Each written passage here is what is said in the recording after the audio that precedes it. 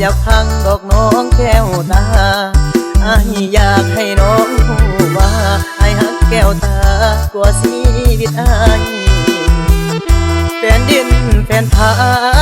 จึกจันทาก็ยังบ่ลายมหาสมุทรหรือว่าทะเลทรายก็ยังบ่ลายเขาอายหักน้องหน้าที่เรียกงานบางคืนบางวันต้องทางน้องได้เวลาอายนี้มี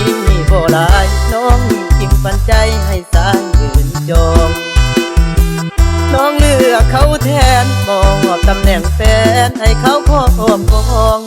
ตำแหน่งอายกลายเป็นแฟนรองเพราะอายหักน้องจึงต้องยอมทนหัวใจของอายเหมือนมีไฟเผาไหม้ทั้งดวงเหมือนมีดกรีดลงกลางสวงแฟนอายสุดห่วงสงสารคน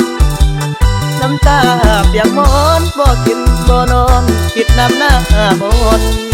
ทั้งที่อายหักน้องมาโดนวันนี้หน้ามนกลับมาเลือกเขาบ่โทษเจ้าดอกแต่อายอยากบอกให้น้องหูไว้ถึงแม่น้องเลือกเขาเพียงกายอายก็ยังหมายสิ่งเดียวคือเจ้าสิ่งเดียวที่ขอให้อายได้บอกแม่นว่าน้องอยากเอาอายก็ยอมให้น้องมีเขาแต่ว่าสองเฮาอย่าเลิกกัน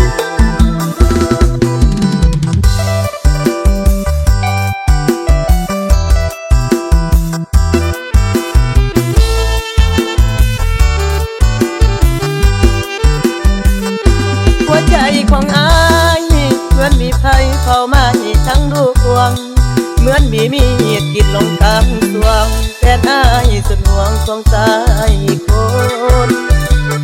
น้ำตาเปียกหมอนบ่กินบ่นอนคิดน้ำหน้ามน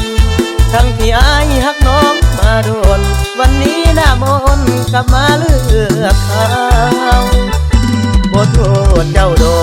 กแต่อายอยากบอกให้น้องหูไว้ถึงแม่น้องเลือกเขาเพียงกายอายก็ยังหมายสิ่งเดียวคือเจ้าสิ่งเดียวที่ขอ